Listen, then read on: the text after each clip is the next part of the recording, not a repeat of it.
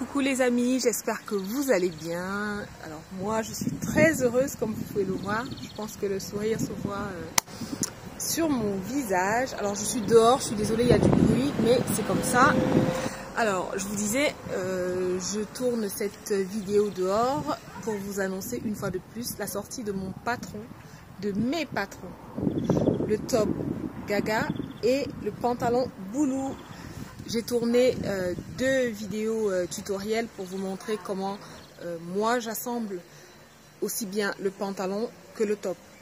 Donc, cette petite vidéo, c'est une vidéo d'intro et j'en profite pour vous montrer ma jolie robe. Voilà, qu'est-ce que vous en pensez? Petite robe faite à partir du patron du top Gaga. Quand je vous dis qu'on peut tout faire avec. Admirez-moi ça. Admirez. Donc voilà, je vous donne rendez-vous de l'autre côté pour le tutoriel. Allez, ciao! Pour commencer, je vous présente le tissu qu'on va utiliser aujourd'hui, qui est un crêpe de viscose avec un petit peu d'élastane et de polyester. Je l'ai préparé selon les instructions données par le vendeur. Ensuite, le patron, comme vous l'avez certainement deviné si vous avez regardé le titre, il s'agit du pantalon Boulou, qui est un pantalon large avec deux poches plaquées au niveau des fesses et deux poches latérales avec une ceinture élastiquée. Ok, tout ce qu'il y a de plus simple, mais de tellement confortable et de classe. En fonction du tissu que vous choisissez, le rendu peut être vraiment top, magnifique, élégant, tout ce que vous voulez. Alors, je vous ai aussi prévu dans ce patron un gabarit pour l'élastique parce que je sais que ça peut être compliqué parfois de déterminer la longueur nécessaire et franchement je l'ai fait tester plusieurs fois, il tombe à chaque fois à merveille. Je me sers donc de mon gabarit pour déterminer la longueur de mon élastique, je coupe et après le gabarit je peux le garder, d'accord? Je viens ensuite brûler légèrement les bords bruts de mon élastique, histoire qu'il ne s'effiloche pas. J'ai fini de repasser mon tissu, je vais le plier endroit contre endroit, lisière contre lisière, et je vais le disposer sur mon plan de travail, comme vous pouvez voir à l'écran. Okay, je m'assure que mon tissu soit bien étalé, qu'il n'y ait pas de déformation, que j'ai un pli correct avant de venir disposer mes pièces de patron. Pour le pantalon, je vous invite à faire des tests. Ce tissu avait quand même une lisière assez importante d'1,50 m, donc ça allait. Mais voilà, en fonction de votre taille et de la largeur du tissu, il faudra peut-être le disposer autrement et il vous faudra peut-être plus de tissu. Ok, donc n'hésitez pas à faire des tests pour voir comment disposer votre patron de la façon la plus optimale, histoire d'économiser quand même un peu de tissu et d'avoir un beau rendu. On n'oublie pas de respecter le droit fil. Ici mon tissu a de l'élastane, mais j'essaie quand même de respecter le droit fil autant que possible.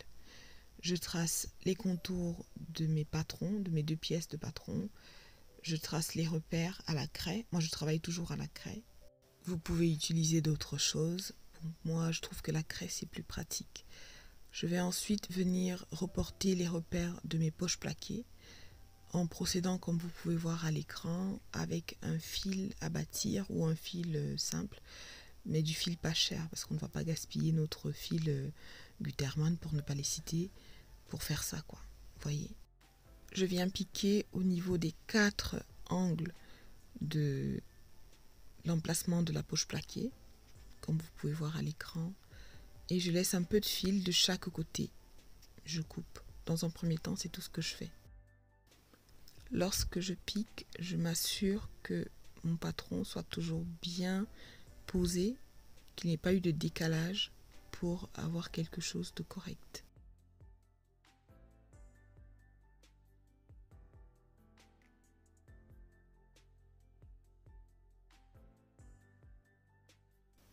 Une fois que j'ai fini de piquer, vous voyez, je viens tirer délicatement sur les fils, histoire de me débarrasser du patron, mais il faut absolument que je garde mes fils piqués au niveau du tissu. Je range le patron et je viens faire des nœuds de part et d'autre du tissu qui ici est plié en deux. Je pense que vous l'avez vu au début de la vidéo que j'avais plié le tissu en deux. Donc j'ai deux dos. Je fais mes nœuds de chaque côté pour que les fils ne passent pas d'un côté ou de l'autre. Une fois que j'ai fini de faire mes petits nœuds, je peux épingler les deux épaisseurs de mon tissu ensemble, puis passer à la découpe. Mon tissu est toujours plié en deux, endroit contre endroit, lisière contre lisière. Je viens découper la ceinture. La ceinture ici se découpe vraiment au pli, vous voyez, comme ça. Donc je cale bien l'extrémité de ma ceinture contre le pli et je viens tracer les bords et voilà, tout simplement j'épingle et ensuite je vais découper pour avoir l'intégralité de ma ceinture. J'ai ensuite découpé les poches plaquées et les autres poches, donc les poches latérales, mais hors caméra, parce que bon, j'estime qu'il n'y a pas besoin de vous filmer comment ça se passe. Là, j'ai toutes mes pièces et je commence par m'attaquer aux poches plaquées. Ok, donc je prends les deux dos, je marque toujours l'envers, parce que en plus sur ce tissu-là, il était très difficile de distinguer l'envers de l'endroit. Bon, quand c'est comme ça, je pense qu'on peut coudre une face ou l'autre, hein, mais bon. Moi, c'est psychologique, j'aime bien travailler du bon côté. Je me débarrasse de mes épingles et je viens ouvrir délicatement, comme vous pouvez voir à l'écran. Et je coupe au milieu. Voilà, je coupe chaque fil au milieu en tirant légèrement. Et là, ça me fait 4 fils de chaque côté. Ok, bon, je pense que vous commencez à voir ce que je veux faire. Alors, si vous êtes à l'aise avec ça, vous pouvez tout simplement venir plaquer votre poche comme ça sur les 4 fils qui vous servent de repère visuel. Ou si vous n'êtes pas à l'aise et que vous voulez faire comme moi, vous pouvez tracer tranquillement l'emplacement de la poche pour avoir quelque chose de beaucoup plus visible et travailler plus sereinement, on va dire. Ok, je fais pareil de l'autre côté, je trace et après je peux venir poser mes poches. Si vous avez d'autres façons de procéder, n'hésitez pas à me dire en commentaire, ça m'intéresse. D'ailleurs, en parlant de ça, j'ai une abonnée qui a fait des poches plaquées tellement originales que je lui ai demandé de partager le tuto avec moi et elle a bien voulu le faire, donc je vous le montrerai prochainement. Pour l'élastique, rien de compliqué, je viens tracer une petite ligne à 1,5 cm qui correspond à la marge de couture et je prends l'autre extrémité que je viens poser sur cette ligne, j'épingle et c'est tout. Ensuite je vais coudre comme je veux, soit en rectangle, soit en faisant des zigzags, bon bref, vous faites vraiment comme vous voulez.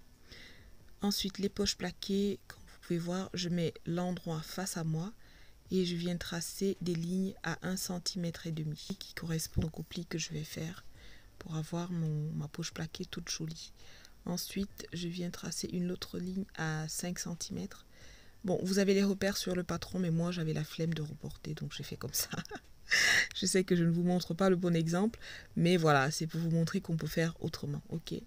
Bon, ce tissu était un peu compliqué, il ne marquait pas très bien au fer, et surtout je ne devais pas trop insister avec le fer parce que il réagissait bizarrement. Une fois le pli marqué au fer, je vais venir coudre là à 1 mm du bord, d'accord. Ça va être l'envers de notre poche plaquée. Ensuite, je viens finir le marquage des autres côtés de la poche plaquée. Comme ça, c'est fait avant de passer à la couture. La couture du pli, là, je ne l'ai pas filmé.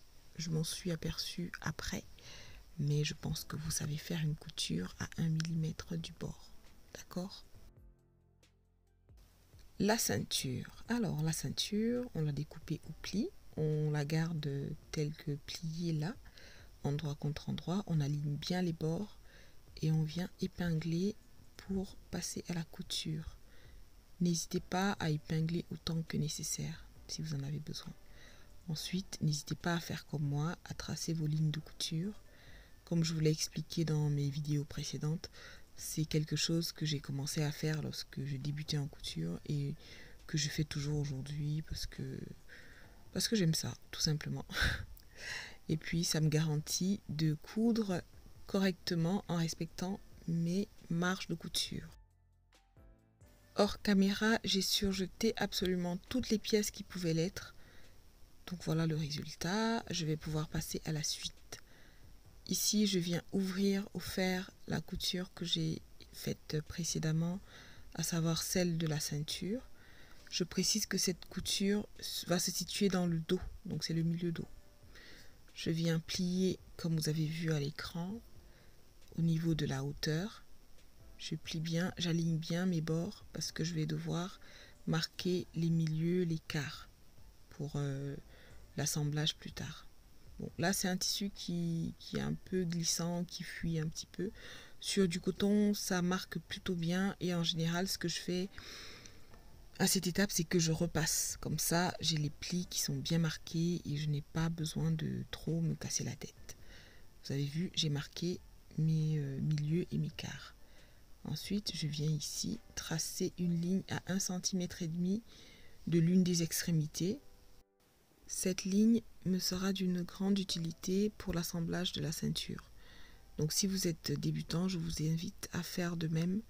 Vous verrez qu'elle vous apportera un certain confort pour vos différents assemblages plus tard. Une fois que c'est fait, je remets ma ceinture à l'endroit. Je précise que cette ligne, je l'ai tracée sur l'endroit. Je pense que vous voyez que c'est sur l'endroit.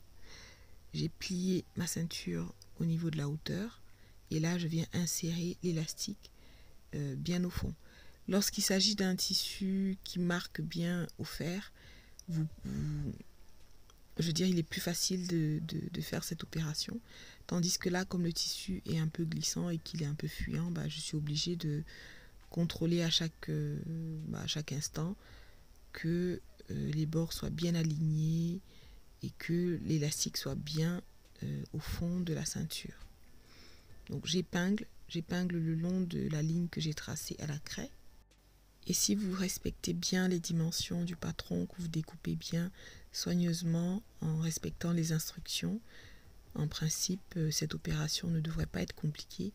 L'élastique se positionne bien et on a encore un petit peu de marge pour piquer nos épingles sans attraper l'élastique en sandwich. Et il ne faut surtout pas que l'élastique soit épinglé, surtout pas. Lorsque j'épingle, je m'assure que mes repères sont bien alignés l'un face à l'autre. Vous savez, les repères de milieu, de quart et tout ça, ils doivent bien être alignés l'un face à l'autre. Je ne vais pas épingler la totalité de la ceinture parce que ce n'est pas possible, étant donné les dimensions différentes de l'élastique et de la ceinture, mais j'épingle vraiment au maximum. Ok, j'épingle vraiment au maximum possible. Après, je mets de côté et je gérerai la suite au niveau de la machine directement. Donc ne vous mettez pas de pression si vous voyez que à un certain moment, vous n'arrivez plus à épingler. C'est normal, c'est parce que l'élastique est beaucoup plus petit que la ceinture elle-même. On passera à la couture d'assemblage plus tard et vous verrez comment gérer l'élastique et la ceinture. Ensuite, les poches plaquées. Donc j'ai fait ma couture à 1 mm du bord comme je vous ai montré tout à l'heure. Bon, je ne l'ai pas filmé, mais je vous ai montré avec mon petit doigt comment faire. Je viens ici marquer de nouveau les plis des bordures de ma poche plaquée. Ensuite, je viens les positionner comme ça, enfin du moins positionner la poche plaquée et je vais épingler. Je m'aide ici de ma règle japonaise pour ne pas épingler la nappe en dessous. Voilà, je déplace comme j'en ai besoin. J'aligne bien ma poche le long de la ligne que j'ai tracée et je viens épingler. Je vais légèrement dégarnir en biais la marge de couture, comme vous pouvez voir là, de la poche plaquée. Je ferai pareil de l'autre côté. C'est juste pour que ce soit plus propre. Et je continue d'épingler comme vous pouvez le voir, perpendiculairement en m'aidant de ma règle japonaise. Alors mon tissu a réagi de façon très bizarre au repassage. Donc au niveau des poches, elles se sont, comment dire, elles ont un peu rétréci. Bon. Donc ça fait que ma poche plaquée était plus petite que prévu. Mais sinon, avec le coton, je l'ai testé je ne sais pas combien de fois, ça tombe sans problème. Comme quoi, hein, parfois en fonction du tissu qu'on choisit, on peut avoir de petites surprises, bonnes ou mauvaises. Bon, ici, ce n'est pas très grave, ce n'est qu'une poche et ma main passe largement, donc pas de souci. Je vais ensuite venir coudre comme ça, tout autour de ma poche plaquée. Alors ici je vous montre comment je positionne mes poches latérales, sachant que les les repères sont prévus au niveau du patron de couture. Mais comme moi je connais les dimensions, je me permets de faire comme ça. Je sais que la poche latérale est située à 5 cm de la ceinture. Donc je mets de ma règle japonaise qui mesure 5 cm de largeur, donc c'est parfait. Je viens poser le fond de poche endroit contre endroit. Ok, on ne se trompe pas de sens. Et je fais pareil ici au niveau des deux devants du pantalon. Donc je trace mon repère à 5 cm et je viens épingler endroit contre endroit avec le fond de poche couché vers le vêtement. Comme ça, on est sûr de ne pas faire de bêtises. D'où l'intérêt de marquer absolument l'envers de son tissu pour ne pas avoir de mauvaises surprises. Bon, je commence ici par coudre la ceinture le long de la ligne que j'ai tracée en enlevant bien sûr chaque épingle avant de coudre. Oui, on enlève les épingles. Je sais que par le passé j'ai fait autrement, mais voilà, il faut absolument enlever les épingles. C'est très important pour la longévité de votre machine. Ok. Bon, je couds. Ici, l'image est en accéléré, mais je peux vous garantir que je ne l'ai pas cousu aussi vite. Hein. J'y allais vraiment doucement pour ne pas faire de bêtises. Une fois que j'ai fini de coudre toute la partie qui a été épinglée, je commence à faire cette petite manipulation. C'est-à-dire que je viens recouvrir mon élastique, comme je l'ai fait précédemment. Je l'enfonce bien au niveau du pli, donc bien contre le pli de la ceinture, et je viens épingler le long de la ligne que j'ai tracée à la craie, d'accord? Et pendant que je fais ça, je m'assure que mes repères sont bien en face les uns des autres. Je répète cette opération autant que nécessaire, c'est-à-dire jusqu'à ce que j'ai terminé l'assemblage de ma ceinture. Il y a d'autres façons de faire. Bon, moi j'ai trouvé que celle-ci était plus facile et plus accessible aux débutants. C'est pourquoi j'ai choisi de vous montrer celle-là, d'accord? Je vous en montrerai peut-être d'autres plus tard, mais en attendant, c'est celle-ci que j'ai choisi de partager avec vous. Et c'est celle que j'ai choisie pour mon livret d'accompagnement qui va avec le patron. Donc comme vous pouvez voir, plus je vais coudre la ceinture, plus des fronces vont se former et plus j'aurai besoin de tirer légèrement sur le tissu pour pouvoir avoir accès au reste de la ceinture et terminer ma couture.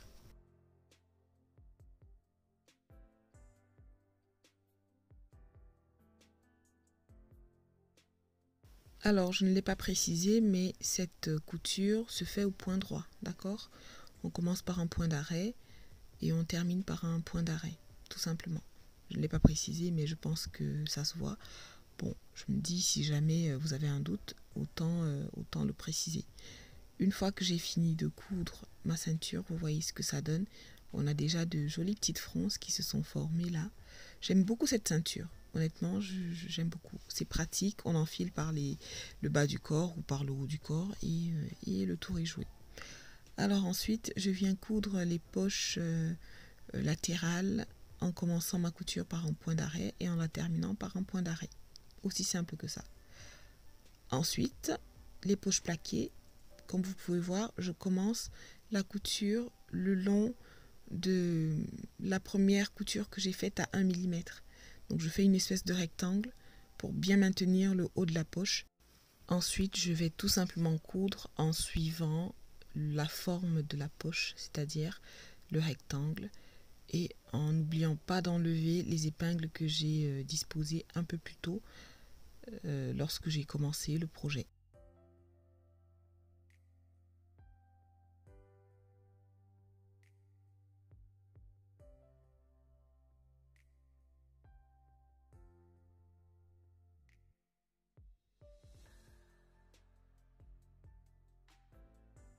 Couture terminée, je viens tester mes poches plaquées, elles sont parfaites. Je passe à l'étape suivante qui va être l'assemblage du dos et du devant. Je précise que si vous avez un tissu de type coton, wax, du moins un tissu qui se repasse, il faut absolument ouvrir vos coutures au fer à repasser, d'accord? Absolument. Le mien ne se repassait pas, donc franchement, ce n'est pas la peine. Donc j'ai bien mon dos et mon devant ici. Vous pouvez voir par la forme différente au niveau de la fourche que j'ai bien un dos et un devant. Je vais venir ici épingler endroit contre endroit, bord à bord, en suivant la forme de la poche, donc avec les fonds de poche couchés vers l'extérieur du vêtement cette fois. Tout à l'heure, on les a assemblés avec les fonds de poche vers l'intérieur. Maintenant, on les sort et on vient assembler. Je précise que lorsque vous faites cette opération, il faut absolument commencer par les repères. D'accord? Tout ce qui peut vous servir de repère, il y a aussi bien ceux qui ont été mis sur le patron, mais vous pouvez vous faire vos propres repères. Par exemple, le début de la poche est un repère, la fin de la poche est un repère. Et ensuite, vous épinglez le reste en partant généralement du milieu. Comme ça, on est sûr que les deux tissus se répartissent bien et qu'on n'aura pas trop d'embus à gérer. Voilà, en principe, il n'y en a pas. Mais moi, comme j'avais un tissu avec de l'élastane, j'avais un petit peu d'embus. Parfois, il gondolait un peu, mais c'était très léger. Il ne faut pas que ce soit prononcé parce que si c'est le cas, ça va vous faire un tombé bizarre. Voilà, donc j'épingle tout le long, tout le long.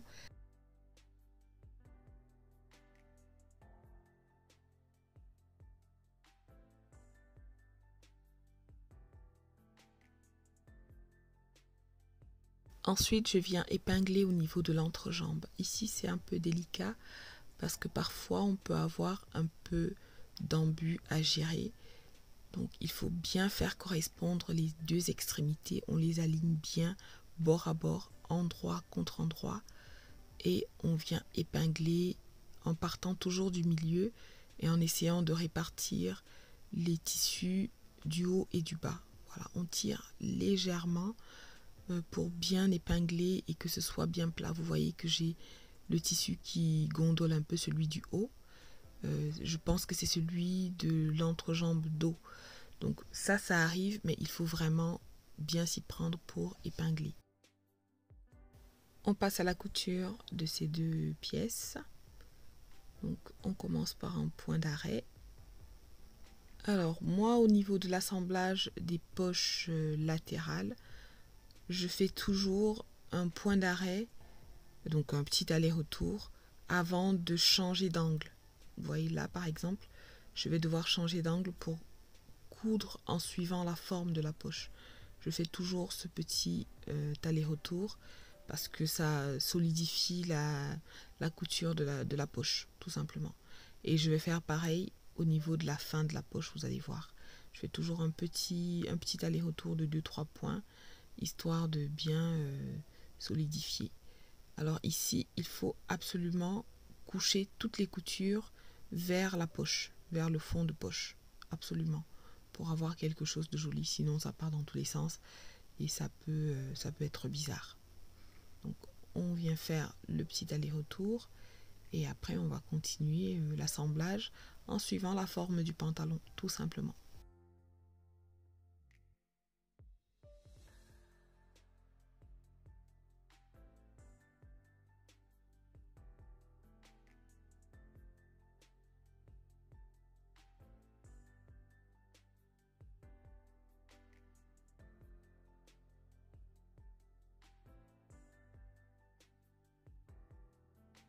Couture de l'entrejambe, vous voyez que mon tissu m'a fait quelques petites fronces. Mais ce n'est pas grave, pendant que je couds, je tire légèrement pour aplatir les deux pièces. J'enlève mes épingles et normalement ça se passe bien. Ensuite, au repassage, toutes ces petites fronces vont s'en aller. Il ne faut pas qu'elles soient importantes, sinon ça fait un tombé bizarre, mais en général ça va. Donc les deux pièces correspondent très bien. Bon, là j'ai ajouté une petite fantaisie pour bien maintenir la poche latérale vers l'avant du pantalon. Donc je vais venir coudre là comme ça en plaquant la poche, les marges de couture pardon, vers l'avant. Donc là cette couture je la fais juste au-dessus de la poche, ok. Je fais un petit point d'arrêt, ensuite je vais tourner et je vais coudre en remontant vers le haut du pantalon. Voilà, je couds en fait les marges de couture, je viens plaquer les marges de couture vers l'avant du pantalon. Ça va permettre à la poche de rester plaquée sur l'avant du pantalon. Voilà ce que ça donne, vous voyez. Voilà, je pense que vous voyez déjà. Et je vais faire pareil au niveau du bas. Bon, pour le bas, je vais juste faire 2 allers-retours, comme ça, et ce sera bon. Il existe évidemment d'autres façons de coudre ces poches latérales, mais c'est cette façon que moi j'ai choisi de vous montrer aujourd'hui. Je précise que c'est une méthode qui est adaptée aux débutants. Donc, voilà. Bon, j'ai cousu et repassé mes côtés et entrejambes du pantalon. Donc ça me fait 2 jambes. Ok. Maintenant, je vais coudre la fourche du pantalon. Donc, pour ceux qui ne savent pas, la fourche, c'est la partie qui part du nombril, qui passe par l'entrejambe et arrive au niveau de, comment je veux dire ça, du dos. Voilà, tout simplement, c'est ça la fourche. Pour coudre la fourche, je viens mettre endroit contre endroit les 2 jambes du pantalon et je viens faire correspondre les repères qui sont ici, les 2 coutures d'entrejambe que j'ai réalisées précédemment. Je pense que l'image parle d'elle-même. J'épingle bien et après je vais continuer d'épingler la fourche avant et la fourche dos. Je commence par la fourche avant, je commence au niveau de l'extrémité, on aligne toujours les repères, donc l'extrémité est un repère, ensuite on épingle tout le long. En principe, il n'y a pas de décalage, il n'y a pas d'embut de tissu à gérer. Les 2 pièces s'épousent parfaitement. Il vous reste juste à bien les aligner bord à bord et après le reste se fait tout seul, comme vous pouvez voir à l'écran.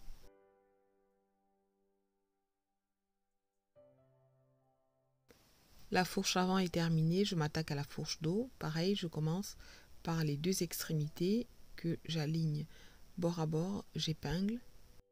Ensuite, je suis tout simplement la forme de mes 2 pièces que je continue d'aligner bord à bord. Je précise qu'ici, on est endroit contre endroit.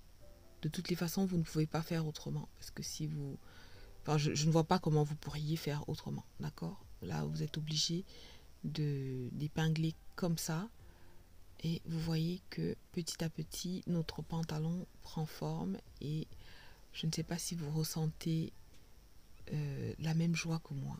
En fait, moi, quand je couds, plus le projet avance et plus je suis excitée, mais à un point que vous ne pouvez pas imaginer. Bref, c'était une parenthèse. Bon, alors, comme d'habitude, je vais venir tracer ma ligne de couture, donc qui est à 1,5 cm qui correspond à la marge de couture, en fait. Moi, je fais ça surtout sur les parties où j'ai vraiment besoin de respecter la marge de couture. Et je pense que je le fais quasiment pour toutes les coutures, en fait. J'ai vraiment pris cette habitude-là et voilà, ça ne me prend pas plus de temps que ça. Donc voilà, bon, je n'ai pas filmé la couture. Je pense que mon téléphone s'est éteint, je ne sais pas pourquoi. Donc j'ai surjeté les bas de mes pantalons, donc les jambes. Ensuite, j'ai cousu ma fourche, j'ai fait 2 coutures et j'ai surjeté chaque marge de couture. Ensuite, j'ai ouvert au fer à repasser. Voilà ce que ça donne. Le téléphone m'a lâché, je ne sais pas, il a arrêté de filmer comme ça tout seul, je n'ai pas compris. Et je ne pouvais pas recommencer puisque j'avais déjà cousu et surjeté lorsque je m'en suis aperçue. Voilà, bon, je pense que vous savez comment coudre un point droit, donc ça ne devrait pas être compliqué. Alors, je prends la ceinture que j'ai cousue précédemment et je vais venir la poser sur le pantalon parce qu'il faut maintenant assembler. Et c'est ici que les repères que j'ai faits précédemment vont me servir. Vous savez, les petits crans que j'ai faits au ciseau plus tôt. Donc ces crans-là, on va les faire correspondre aux repères du pantalon. Pour rappel, la couture d'assemblage de la ceinture va se poser au niveau du dos. Donc c'est le milieu dos. Une fois que j'ai épinglé le milieu dos et le milieu devant, ok, je viens épingler les côtés. Pareil, j'avais fait des repères, si vous vous rappelez, j'avais cranté, vous pouvez les voir. Si vous faites attention, vous allez voir que j'ai cranté, voilà, vous voyez bien. Et je fais correspondre ces crans avec les coutures de côté. Ensuite, il va falloir faire jouer vos muscles, vos biceps et vos triceps et tout ça, d'accord parce que il faut tirer sur la ceinture pour qu'elle corresponde au bas, enfin au haut du pantalon, d'accord. Et ça, c'est un peu compliqué quand on est seul. Moi, en général, quand j'ai du monde à la maison, je me fais aider, mais là, j'étais seule, donc je me suis servi de mes dents. Je tire bien sur le pantalon et les deux correspondent. Si vous avez bien respecté les marges de couture et que vous avez découpé selon les instructions du patron, les deux correspondent parfaitement. Ce qui rend cette opération un peu délicate, c'est le fait qu'il est élastique. Donc voilà, l'élastique va vous gêner un petit peu, mais si vous vous débarrassez des fronces comme je fais là et que vous tirez, normalement ça se fait tout seul, ça s'aligne parfaitement. Ok, donc prenez le temps nécessaire et si vous avez besoin d'aide, n'hésitez pas à demander à quelqu'un de chez vous de vous donner ce petit coup de main là et ça se fait normalement sans trop de difficultés. Je pense que c'est l'opération la plus délicate lors de la confection de ce pantalon. C'est la raison pour laquelle si vous débutez, vous devez vraiment prendre le temps de faire ça et n'hésitez pas à demander de l'aide comme j'ai dit plus tôt. Ok, on épingle tout le long et voilà ce que ça donne. On a plein d'épingles. Et maintenant, je vais m'attaquer à l'ourlet du pantalon. Bon, pour ce pantalon, on a prévu un ourlet de 3 cm. Donc, je vais tracer un premier trait à 1 cm du bord que j'ai surjeté. Ensuite, je viens tracer une deuxième ligne à 2 cm, donc ce qui me fait bien les 3 cm. Vous n'êtes pas obligé de faire comme ça. Moi, je vous montre comment faire si vous débutez et que vous avez un peu de mal avec tout ça. Ensuite, je viens plier une première fois à 1 cm, donc sur la première ligne que j'ai tracée. Ensuite, je fais un deuxième pli, donc sur la deuxième ligne. Et je suis tout simplement les deux lignes. Je renouvelle l'opération aussi souvent que nécessaire. J'épingle et mon ourlet est formé. Bon, ici c'est parce que je n'ai pas repassé, parce que mon tissu ne réagissait pas très bien au fer. Mais sur les tissus de type coton, lin et tout ça, vous pouvez très bien repasser et marquer vos plis au fer. Ça vous offre en plus un certain confort et ça vous garantit un tombé plus joli. Selon le tissu que vous avez choisi et selon le résultat que vous voulez, vous pouvez très bien décider de faire ce point à la main ou à la machine. Ici, moi, j'ai fait un point à la machine. À la main, vous ferez un point invisible. Voilà, si vous avez choisi un tissu vraiment classe, vous voyez, et que vous avez envie de quelque chose de beaucoup plus classe, de beaucoup plus élégant, n'hésitez pas à faire un point invisible à la main.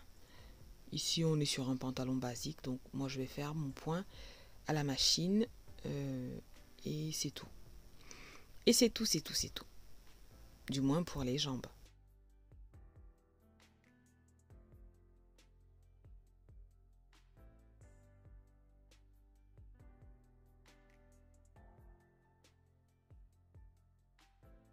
Dernière étape de notre confection, ça va être l'assemblage de la ceinture. Bon, c'est un petit peu délicat, donc on y va tout doucement. On retire les épingles, on vient coudre au point droit et tout simplement sur la ligne qu'on a tracée ou sur la couture précédente. Donc là, je rappelle que la ligne et la couture sont exactement au même endroit. Ok, on coud en tirant légèrement sur l'élastique pour être plus à l'aise. On se débarrasse des épingles et normalement c'est bon. Une fois que j'ai fini de coudre cette partie, je vais surjeter et mon pantalon est prêt. Voilà, vous voyez que ce n'est pas très compliqué. Il y a une ou deux étapes qui sont un petit peu délicates. Et pour ces étapes-là, on y va doucement. On prend son temps pour avoir quelque chose de beau et de propre. Voilà, je vous montre le résultat à l'intérieur. Vous voyez, j'ai surjeté. Et c'est aussi simple que ça. Parfait. Voilà, écoutez, si vous êtes arrivé à la fin de cette vidéo, je vous en remercie et je vous montre ce que ça donne porté. Ok, voilà mon pantalon. Bon, là c'est une version un peu ample, une version dans laquelle on se sent bien, on respire, voilà, on est bien, voilà, on se sent belle, on se sent femme. Et moi, franchement, moi j'adore, j'aime beaucoup. Je ne sais pas ce que vous en pensez, mais je kiffe. Ici, je l'ai porté avec le top Gaga et je trouve que les deux ensemble vont super bien. Voilà, bon alors, j'espère que vous avez aimé ce tutoriel. Laissez-moi en commentaire toutes vos remarques, dans la bienveillance bien sûr. À toutes les personnes intéressées par le pantalon Boulou ou le top Gaga, je vous mettrai les liens en barre d'infos. N'hésitez pas, faites-vous plaisir, l'été sera chaud, l'été sera beau. Et mon petit doigt me dit que l'été va durer jusqu'en septembre, d'accord? Et pour info, le pantalon Boulou, vous pourrez le faire aussi bien en hiver qu'en été. Donc, faites-vous plaisir!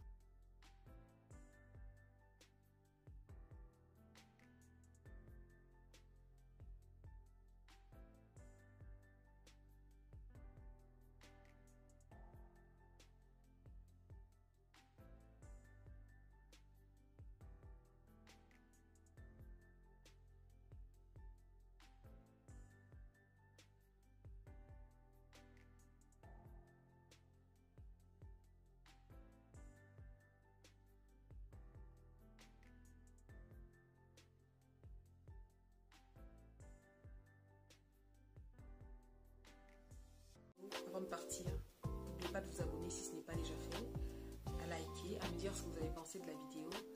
Et je vous dis à la semaine prochaine.